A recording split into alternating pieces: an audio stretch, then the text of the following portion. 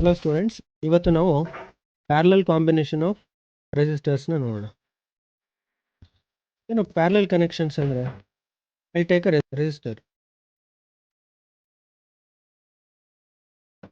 Resistor has one positive end and another one is negative end, right? One more resistor I take parallelly to it. ಇದಕ್ಕೂ positive end negative end ಇದೆ. Similarly one more I will take. ಇದಕ್ಕೂ positive ಮತ್ತು negative ಇದೆ. What I will do, I will just join all positives and I join again all negatives, and then this one will be connected to the battery and a switch, so to make it a circuit.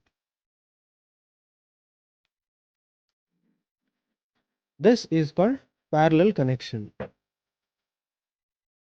Series connection ಯಾವ ರೀತಿ ಆಗಿತ್ತು? So this is one resistor which is having one positive and negative, right? Next one is connected in such a way that this is also having positive negative. Here ಏನಾಗಿದೆ ನೋಡಿ, negative end is connected to the positive end. ಈ ತರ connections ಆಗಿದೆ. So such connection is series connection. ಇಲ್ಲಿ negative ends only connected, positive ends only connected. ಈ ತರದನ್ನ ನಾವು parallel connections ಅಂತ ಕರಿತೀವಿ. ಸೊ ಈ ಥರದ ಕಂಡೀಷನ್ ಆಫ್ ದ ಸರ್ಕ್ಯೂಟ್ಸಲ್ಲಿ ಕರೆಂಟ್ ಏನು ಚೇಂಜಸ್ ಆಗುತ್ತೆ, ದೆನ್ ವೋಲ್ಟೇಜ್ ಚೇಂಜಸ್ ಏನಾಗುತ್ತೆ ಇಂಥ ಸರ್ಕ್ಯೂಟ್ಸಲ್ಲಿ ಅಂತ ವರ್ಚುವಲ್ ಲ್ಯಾಬಲ್ಲಿ ನಿಮಗೆ ತೋರಿಸ್ತೀನಿ. ಸೊ ರೆಸಿಸ್ಟರ್ ವ್ಯಾಲ್ಯೂ 10 ಓಮ್ಸೇ ತೊಗೊಳ್ಳೋಣ. All resistors of 10 ohms and then I will change one of them and voltage of the batteries 10 volts. ಈ ಕಂಡೀಷನ್ಸಿಗೆ ನೋಡೋಣ. Let us build a circuit with 3 resistors which are connected in parallel connection, parallelly, which are connected parallelly.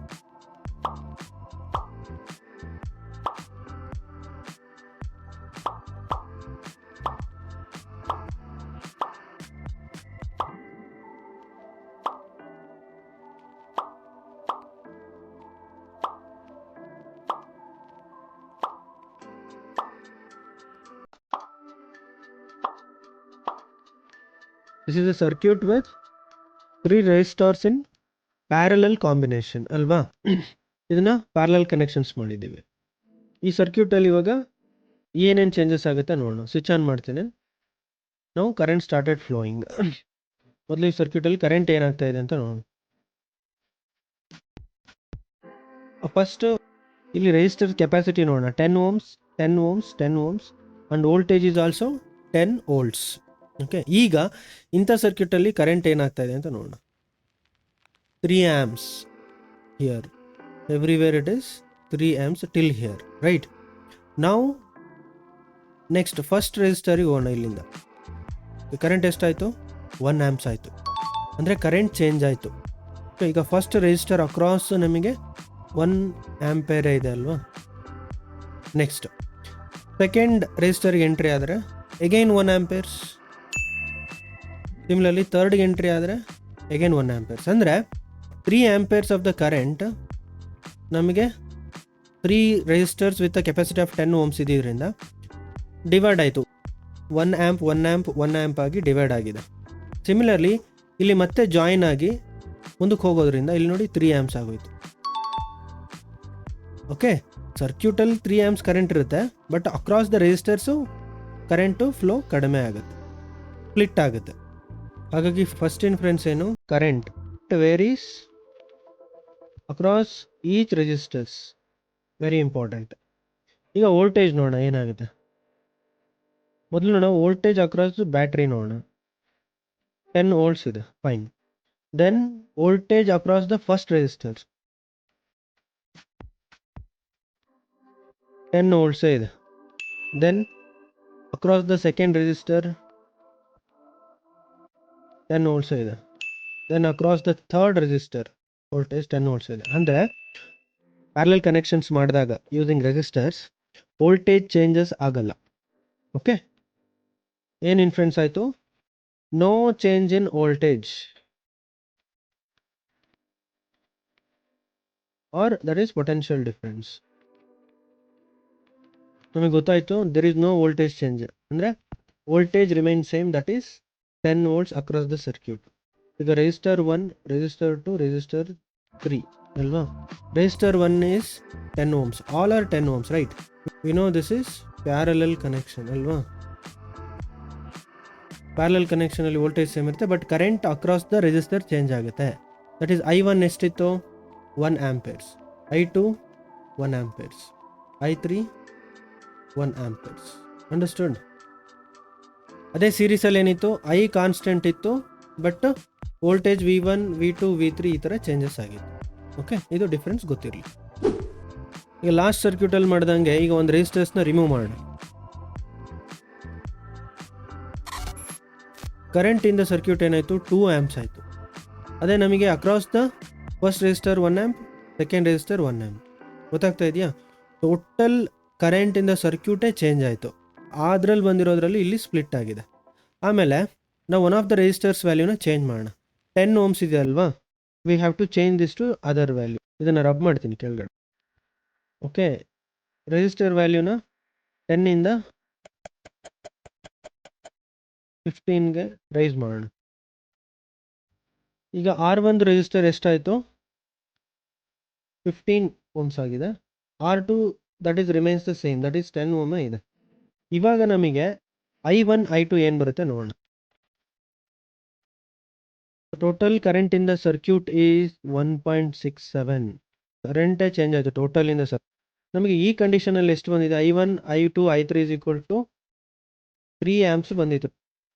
So total current in the circuit. Similarly I1ಗೆ ಎಷ್ಟು ಬಂದಿದೆ ಗೊತ್ತಿಲ್ಲ, but total effective current in the circuit is 1.67 amps ಆಗಿದೆ. ಈ ಕರೆಂಟಲ್ಲಿ I1ಗೆ ಎಷ್ಟು ಬರುತ್ತೆ ಅಂತ ನೋಡೋಣ. ನೋಡಿ, ಸರ್ಕ್ಯೂಟ್ ಹೋಗ್ತಾ ಫಸ್ಟ್ ರೆಸಿಸ್ಟರ್ R1 ಜಾಗದಲ್ಲಿ ಕರೆಂಟ್ I1 ಎಷ್ಟಿದೆ, 0.67. ಅದನ್ನು ನೋಟ್ ಮಾಡಿ, 0.67 amps. ಹಾಗೆ ರೆಸಿಸ್ಟರ್ 2ನಲ್ಲಿ ಕರೆಂಟ್ ಎಷ್ಟು ಬಂತು, 1 amps. 1 amps. This condition you should know in parallel connections ಅಲ್ಲಿ ಅಲ್ವಾ. ಪ್ಯಾರಲಲ್ ಕನೆಕ್ಷನ್ಸಲ್ಲಿ ಏನಾಯಿತು, voltage remains the same. Okay, V is equal to V effective is nothing but same. Resistance ಜಾಸ್ತಿ ಇರೋದ್ರಿಂದ ನೋಡಿ ಕರೆಂಟ್ ಕಡಿಮೆ ಇದೆ. ಇದು ರೆಸಿಸ್ಟೆನ್ಸ್ ವ್ಯಾಲ್ಯೂ 10 ಇರೋದ್ರಿಂದ ಕರೆಂಟ್ ಜಾಸ್ತಿ ಇದೆ. Like this the changes of current happens in the parallel connections. Okay, ಇದರದ್ದು ಫಾರ್ಮುಲಾ ಇದೆ. ಇದನ್ನು ಯಾವ ರೀತಿ ಸಾಲ್ವ್ ಮಾಡೋದು ಅಂತ ಯೂಸಿಂಗ್ ಓಮ್ಸ್ ಲಾ ನಲ್ಲಿ ಥಿಯರಿಟಿಕಲಿ ಎಕ್ಸ್ಪ್ಲೈನ್ ಮಾಡ್ತೀನಿ. Hope practical knowledge of the circuit ಏನು ಅಂತ ಗೊತ್ತಾಗಿದೆ ಅಂದ್ಕೋತೀನಿ. ಓಕೆ, ನಾವು let us go to theory part. Friends, ಈ ಸರ್ಕ್ಯೂಟಲ್ಲಿ ಏನೇನು ಚೇಂಜಸ್ ಆಗಿದೆ ಅಂತ ಗೊತ್ತಾಯ್ತಲ್ವಾ. ಏನಾಯಿತು, here voltage remains same across the entire circuit. ಆದರೆ ಕರೆಂಟ್ ಏನಾಗುತ್ತೆ, ವೇರಿ ಆಗುತ್ತೆ. R1ನಲ್ಲಿ I1 ಇರುತ್ತೆ, R2ನಲ್ಲಿ I2 ಇರುತ್ತೆ. ರೆಸಿಸ್ಟರ್ಸ್ ವ್ಯಾಲ್ಯೂ ಚೇಂಜ್ ಆದಂಗೆಲ್ಲ I ವ್ಯಾಲ್ಯೂ ಕೂಡ ಚೇಂಜ್ ಆಗುತ್ತೆ. What is Ohm's law, V is equal to IR ಅಲ್ವಾ. ಸೊ ನಮಗೆ I1 I2 I3 ಅಂತ ಏನು ಸಬ್ಸ್ಟಿಟ್ಯೂಟ್ ಮಾಡೋಕ್ಕೆ ಆಪ್ಷನ್ ಇಲ್ಲ, ಅಥವಾ R1 R2 R3 ಅಂತ ಸಬ್ಸ್ಟಿಟ್ಯೂಟ್ ಮಾಡೋಕ್ಕೆ ಜಾಗ ಇಲ್ಲ. ಅದಕ್ಕೆ effective resistance of the circuit in parallel ಕನೆಕ್ಷನಲ್ಲಿ very special. To get effective resistance it should be written like this. The formula is 1 by RE is equal to 1 by R1 plus 1 by R2 plus 1 by R3, like this goes on. ಇಲ್ಲಿ R values 10 ohm 3 ohm 5 ohm whatever the reciprocal of that value ನ add ಮಾಡಿದ್ರೆ ನಿಮಗೆ effective resistance ಸಿಗುತ್ತೆ. ಅದನ್ನು sums ಮಾಡಿ ತೋರಿಸ್ತೀನಿ. Okay, this is the way to find out the effective resistance in case of parallel connection. ಅದೇ effective current ಹೇಗೆ ಕಂಡುಹಿಡಿಯೋದು, it is very simple. The addition of I1 plus I2 plus I3. Very simple, it is simple addition only. Only the resistor value addition ಮಾತ್ರ ರೆಸಿಪ್ರೋಕಲಲ್ಲಿ ಬರುತ್ತೆ in case of parallel. Understood. So anyway V is VE already effective. ಅದು voltage ಏನು change ಆಗೋದಿಲ್ಲ parallel ಕನೆಕ್ಷನ್ಸಲ್ಲಿ. ಅರ್ಥ ಆಗ್ತಿದೆ? V change ಆಗಲ್ಲ, R ಮತ್ತು I ಚೇಂಜ್ ಆಗುತ್ತೆ. R ಮಾತ್ರ ನಾವು ರೆಸಿಪ್ರೋಕಲ್ ಅಡಿಷನ್ಸ್ ಮಾಡ್ತೀವಿ, ಕರೆಂಟ್ ಮಾತ್ರ ಡೈರೆಕ್ಟ್ ಅಡಿಷನ್ಸ್. ಇದೆಲ್ಲ ಗೊತ್ತಾಯ್ತು ಅಂದ್ಕೋತೀನಿ. ಒಂದು ಸಮ್ ಮಾಡಿ ನೋಡೋಣ. ಸೊ ದಟ್ ಈ I ಜಾಗದಲ್ಲಿ IE ಆಗುತ್ತೆ, R ಜಾಗದಲ್ಲಿ RE ಆಗುತ್ತೆ. ಈ ಥರ ಚೇಂಜಸ್ ಆಗಿ ನಮಗೆ ಓಮ್ಸ್ ಲಾ ಯೂಸ್ ಮಾಡ್ತೀವಿ. ಜಸ್ಟ್ ಇವಾಗ ವರ್ಚುವಲ್ ಲ್ಯಾಬಲ್ಲಿ ನೋಡಿರೋ ಕಂಡೀಷನ್ಸ್ನೇ ತೊಗೊಳ್ಳೋಣ. ಏನು R1 ಎಷ್ಟಿತ್ತು 15 ohms, R2 ಎಷ್ಟಾಗಿತ್ತು 10 ohms. ಕರೆಂಟ್ಸ್ ಏನು ಬಂದಿತ್ತು I1 is equal to 0.67 amps, I2 is equal to 1 amps ಅಲ್ವಾ. Then find out what is the voltage in the circuit, question mark. So using Ohm's law, V is equal to IR, but this Ohm's law for parallel connection of the resistor ಗೆ use ಮಾಡ್ಕೋಬೇಕು. ಹಾಗಾಗಿ ಇಲ್ಲಿ V constant ಇರುತ್ತೆ ಅನ್ನೋದು ಗೊತ್ತಿರಬೇಕು, I very ಆಗುತ್ತೆ, R very ಆಗುತ್ತೆ ಅನ್ನೋದು ಗೊತ್ತಿರಬೇಕು. ಹಾಗಾಗಿ ಎಫೆಕ್ಟಿವ್ ರೆಸಿಸ್ಟೆನ್ಸ್ ಆ್ಯಂಡ್ ಎಫೆಕ್ಟಿವ್ ಕರೆಂಟ್ನ ತೊಗೋಬೇಕಾಗುತ್ತೆ. ಹಾಗಾಗಿ ಫಸ್ಟ್ ಕಂಡೀಷನ್ ಏನು, ಎಫೆಕ್ಟಿವ್ ರೆಸಿಸ್ಟೆನ್ಸ್ ತೊಗೊಳ್ಳೋದು. 1/RE is equal to 1/R1 plus 1/R2, right? So 1/R1 ಏನಾಗುತ್ತೆ 1 divided by 15 plus 1 divided by 10, hence LCM is 30 per 2 plus 3, that is 5/30.